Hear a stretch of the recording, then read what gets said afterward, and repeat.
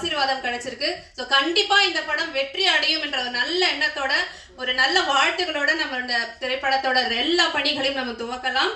அடுத்ததாக கௌரவிக்கும் நிகழ்ச்சி. இப்பொழுது விருந்தினர்கள் ஒவ்வொருவரையும் நாம் கௌரவித்து அவர்களுடைய வாழ்த்துறையை நாம் கேட்க போகிறோம்.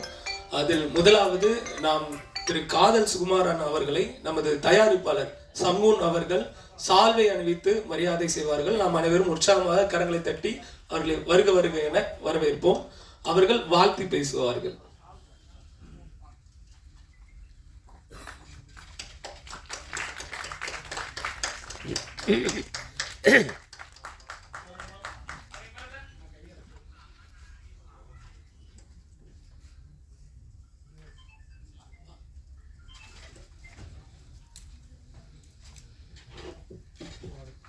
அனைவருக்கும் இனிய காலை வணக்கம்.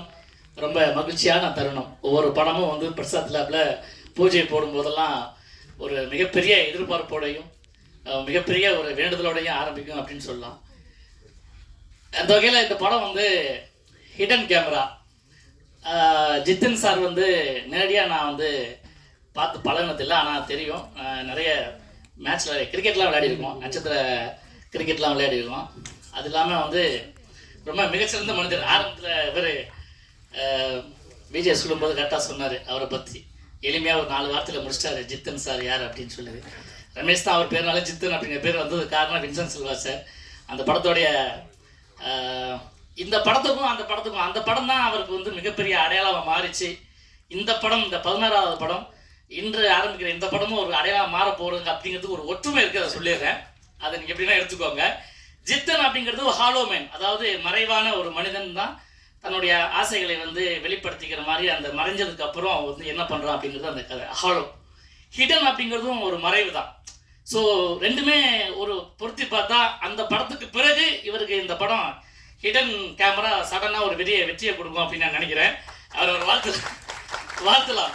அதாவது சினிமாவில் சமகாலத்தில் வந்து நடிக்க இன்னும் இண்டஸ்ட்ரியில் இருக்கிறதே வந்து ஒரு படத்தில் கஜகரம் சொல்லுவார், உங்களோடலாம் வாழ்றதே பெரிய சாதனை வேண்டாம் அப்படின்ட்டு. அந்த மாதிரி சினிமாவில் இப்போ இருக்கிறதே பெரிய சாதனை அப்படி மாதிரி ஆகி போச்சு. அதாவது இந்த தொழில் மட்டும் என்னென்னா ரிட்டையர்மெண்ட்டே கிடையாது ஒரு தொழிலுங்க. சார் வரைக்கும் நடிக்கலாம், 80-90லேயும் நடிக்கலாம், பிறந்த குழந்தையும் நடிக்கலாம். ஆனால் இதில் என்ன நடக்கும்னு சொன்னால், இப்போ லைம் லைட்டில் ஒருத்தங்க இருக்காங்களா இல்லையாங்கிறத வச்சு தான் அவங்களுக்கு வந்து வாய்ப்பு இருக்கா இல்லையான்னு பாருங்களேன். வேலையிலேருந்து நடிகர் அப்படின்லாம் கிடையாது, வாய்ப்பிலேருந்து நடிகர், வாய்ப்பிலேருந்து நடிகை. வாய்ப்பு இருந்தால் தான் சினிமா, இல்லைன்னா சினிமா கிடையாது. ஸோ இந்த மாதிரி மேடைகளில் நான் கேட்டுக்கிற ஒரு விஷயம், இயக்குனர் அருண்ராஜ் சார், நிறைய திறமையாளர்கள் நிறைய இன்னும் சுற்றிக்கிட்டே இருக்காங்க. வாய்ப்பு கிடைக்காதவங்க இயங்கிட்டே இருக்காங்க, எங்கே போகிறதுன்னு தெரியாமல்.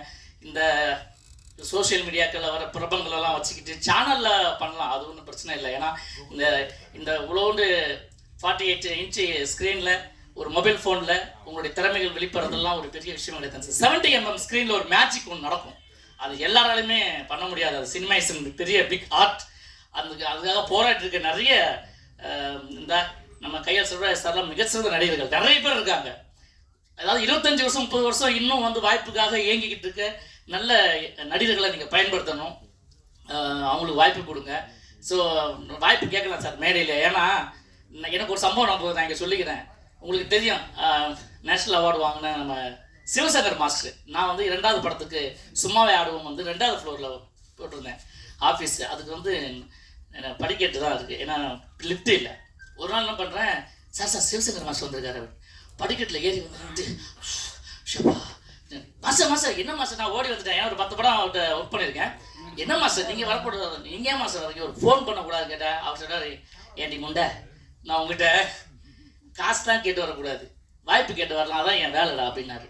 ஸோ அப்பேற்பட்ட மனுஷன் கடைசி காலத்தில் கூட வாய்ப்பு கேட்டுட்டு தெரிஞ்ச இடம் வந்து சினிமா. ஸோ நிறைய பேருக்கு வாய்ப்பு கொடுங்க.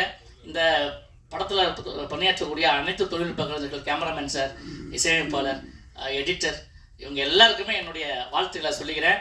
வந்திருக்கும் அனைத்து ஊடக நண்பர்களுக்கும், என்னுடைய சக கலைஞர்களுக்கும் என்னுடைய வாழ்த்துக்களை சொல்லி, மீண்டும் ஜித்தன் ராஜ் அவருக்கு ஒரு கரகோஷத்தை கொடுத்து என் சார்பாக மீண்டும் வாங்க சார் ஜித்தனாக அப்படின்னு சொல்லி எல்லாரும் சார்பாக கேட்டு வெற்றிக்கு வாழ்த்துக்களை சொல்லி விடைபெறுகிறேன். நன்றி, வணக்கம். Thank you so much. நன்றி.